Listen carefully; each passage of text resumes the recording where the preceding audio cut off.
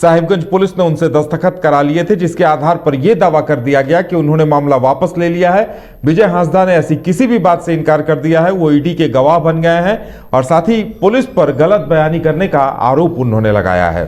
अब ऐसे में देखने वाली बात यह होगी कि आने वाले दिनों में इस पे क्या कुछ सामने आता है। तो जेल में बंद विजय कुमार हांसदा से पूछताछ हुई है। मंडल कारा साहिबगंज ईडी की टीम पहुंची और वहीं पूछताछ हुई है।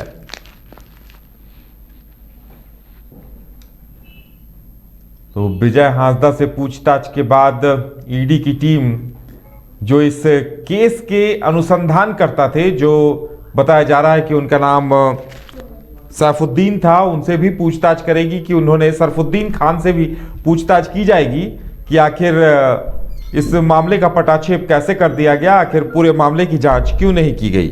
संवाददाता मदन जुड़े हुए हैं। मदन, जिस तरह से विजय हांसदा से पूछताछ हुई है, अब ईडी केस के आईओ सरफुद्दीन खान से भी पूछताछ करेगी, तो इस पूरे मामले में तो पुलिस भी कहीं न कहीं परेशानी में पड़ती नजर आ रही है।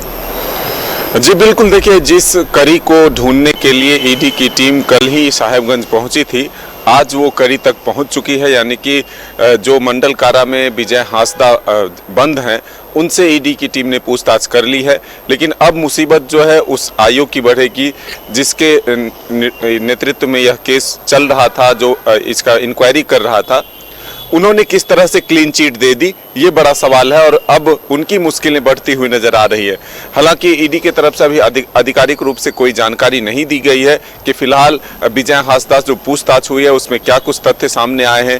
जो आरोप उन्होंने कोर्ट में दिए हैं कि हमसे जबरन ये सादे पेपर पर दस्तखत कराया गया और एक तरह से क्लीन चिट दे दी गई है पंकज मिश्रा को, तो ऐसे में अब वो सवालों के जवाब ढूंढ लिए गए हैं, लेकिन ईडी के तरफ से आधिकारिक रूप से जानकारी नहीं दी गई है। वहीं दूसरी तरफ पंकज मिश्रा की मुश्किलें दूसरी तरफ से भी बढ़ रही है, क्योंकि उनके सबसे जो करीबी थे भगवान भगत, उनको भी ईडी ने समन भेजा है, जैसा कि जानकारी मिल रहा है। उनसे भी पूछताछ होगी, ईडी के कार्यालय में उन्हें बुलाया गया है। अब देखना होगा कि वो कब तक पहुंचते हैं और उनसे क्या कुछ पूछताछ होती है। लेकिन अब ये देखिए कि जिस तरह से जो दाहू यादव थे, उनके घर में कल भी ईडी ने छापेमारी की और पहले से भी उनको पूछताछ के लिए बुलाया गया था। तो ऐसे में कई और भी नाम इस केस में जुड़ते हुए नजर आ रहे हैं। पुलिस प्रशासन के बड़े अफसरों तक भी ईडी की हाथ पहुंच सकती है, उन पर दबिश की जा सकती है, क्योंकि जिस तरह से वहां के डीआईजी ने भी प्रेस कॉन्फ्रेंस कर पूरे घटना की जानकारी दी और एक तरह से क्लीन चिट दे दिया पंकज मिश्रा को कि उनके खिलाफ कोई भी अब मामला दर्ज नहीं है। तो ये बड़ा सवाल है कि इतने आनंद फानन में इतने बड़े मामले जब चल रहे थे, ईडी के इंक्वायरी जारी थे, ईडी के केस जारी हैं, इसी मामले में जब वो जेल में बंद हैं, तो फिर इतनी जल्दबाजी में उन्हें क्लीन चिट क्यों दी गई है।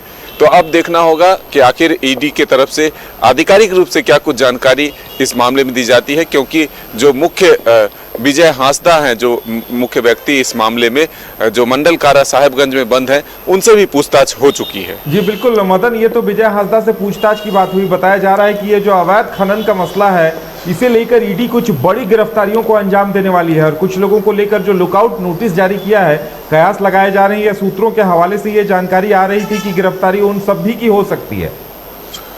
बिल्कुल, देखिए ये चर्चा पिछले एक सप्ताह से चल रहा है कि 7 से 10 के बीच में ईडी की एक बड़ी कार्रवाई होगी और कई जो बड़े हस्ती हैं वो ईडी के दबिश में होंगे, सलाखों के पीछे जा सकते हैं। फिलहाल नाम कई हैं, लेकिन इसकी आधिकारिक पुष्टि नहीं की जा सकती है।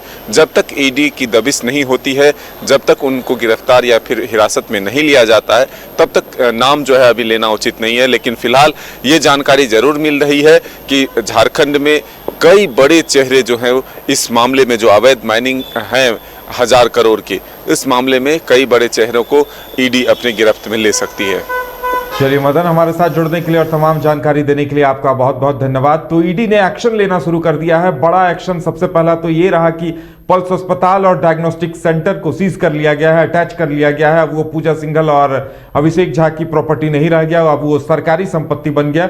वहीं दूसरी तरफ अब देखने वाली बात यह होगी कि बड़ी कार्रवाई क्या कुछ होती है। कई लोग गिरफ्तारी की कतार में है। कहा जा रहा है कि ईडी जल्द से जल्द अब उन्हें गिरफ्तार कर पूछताछ करेगी और उन लोगों के खिलाफ लुकआउट नोटिस पहले ही जारी कर चुकी है। फिलहाल हमारे साथ इतना ही, हमें दीजिए इजाजत और आप देखते रहिए न्यूज़ बाइस्कोप। नमस्कार।